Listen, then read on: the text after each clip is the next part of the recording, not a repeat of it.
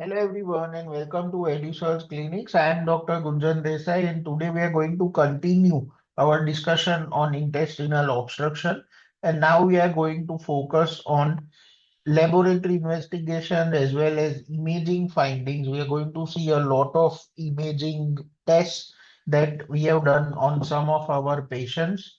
A very important and useful mnemonic that is commonly asked and commonly used in practice. Bowel diameter for intestinal obstruction, you can remember 3, 6, and 9. More than 3 centimeter small bowel, more than 6 centimeter large bowel, and more than 9 centimeter for cecum suggests that the bowel is in obstruction. Now, when we do an erect abdominal X-ray, and remember that this is the most commonly done test in patients where we have diagnosed intestinal obstruction based on the clinical history and examination findings that we have discussed in the previous video. The erect abdominal X-ray will show you multiple air fluid levels. Dilated bowel loops diameter is as per the mnemonic. You may see step ladder appearance in small bowel obstruction, and we will see some X-rays as this is the most important test that you do in intestinal obstruction. Absence of gas in distal colon or rectum is again a sign of small bowel obstruction. Free air under diaphragm we know is seen in perforation. When we are suspecting small bowel obstruction, the dilated loops are more in the center of the abdomen. You will be able to see valvulae conniventes across the lumen. When you have large bowel obstruction, the dilated loop is the colon in the lumbar regions and the iliacs. Postal markings do not cross the entire lumen. So that is how you can differentiate small bowel obstruction from large bowel obstruction. Let us look at some of the images and try to identify them. You can pause the video in between, identify your findings, and then we see what we are going to highlight in these x-rays is why this patient can have obstruction, what is the scenario that you are looking at, and what are the loops can you identify. So here, this is a post-op patient. You can see the clips, the staple line on the incision. You can see a stent. This is a DJ stent. You can see a drain. So this is definitely a post-operative patient. As we discussed, you can see the valvulae conniventes. So this is small bowel. This level suggests that there is fluid here and there is air here. So this is an air fluid level, again an air fluid level.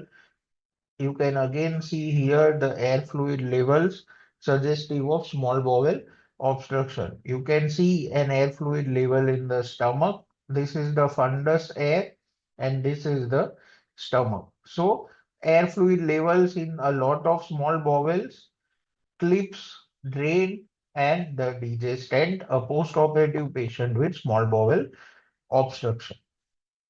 Another case you can see here, the valvular conniventes crossing the entire lumen. So again, the air fluid levels are seen in the small intestine.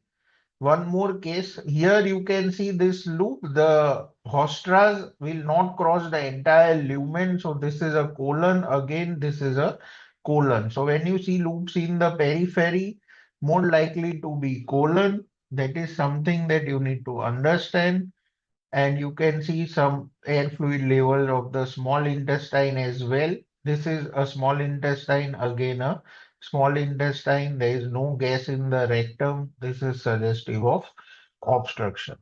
Again, if you have not identified in the previous X-ray, you can see the entire transverse colon and the large descending colon here.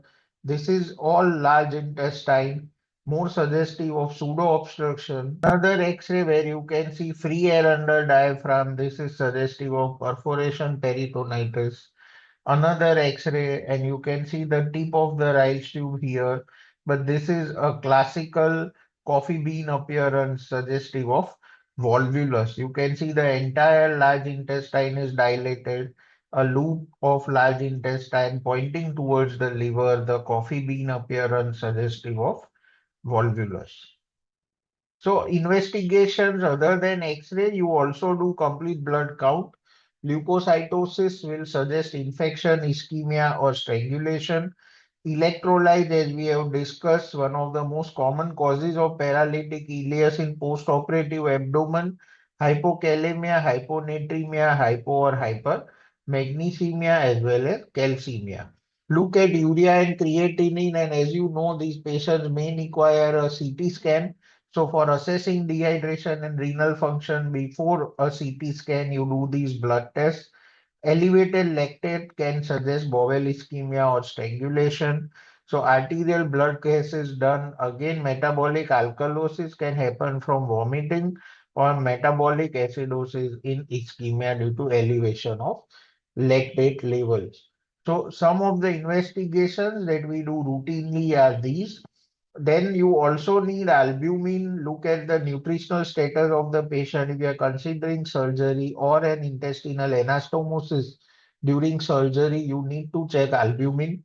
CRP and procalcitonin will help you in assessing inflammation and infection. Amylase and lipase in all cases of acute abdomen to rule out pancreatitis, and coagulation profile again if you are looking at surgery. So some of the investigations, then ultrasound abdomen, you look especially in cases of early obstruction and children. Findings again are dilated bowel loops with classical to and fro non-propulsive peristalsis. This line is given in an ultrasound report and that suggests intestinal obstruction. You can also identify free intraperitoneal fluid, intussusception, or a hernia on ultrasound. Rule out pancreatitis and gallstones. Gallstone ileus can be ruled out.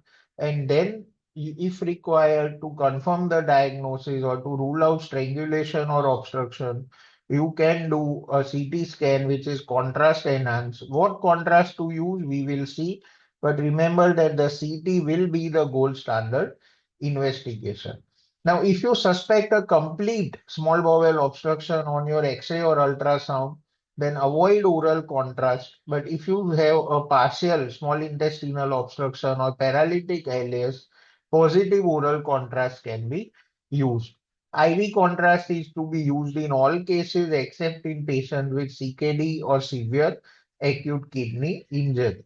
We also use rectal contrast, and this is positive if we are suspecting a left colon or especially a rectosigmoid obstruction. Negative oral contrast has no specific role in cases of intestinal obstruction, but if you cannot use oral contrast in patients with CKD or severe EKI, sometimes negative oral contrast with IV contrast may be helpful. Coming to CT scan findings, the most important thing that you can identify on a CT scan is the transition point. You trace the entire intestinal loop, and I try to identify where the distance is between the dilated and the collapsed bowel. You can identify the cause such as band adhesion, hernia, tumor, or volvulus. Closed loop obstruction and internal hernias can be identified.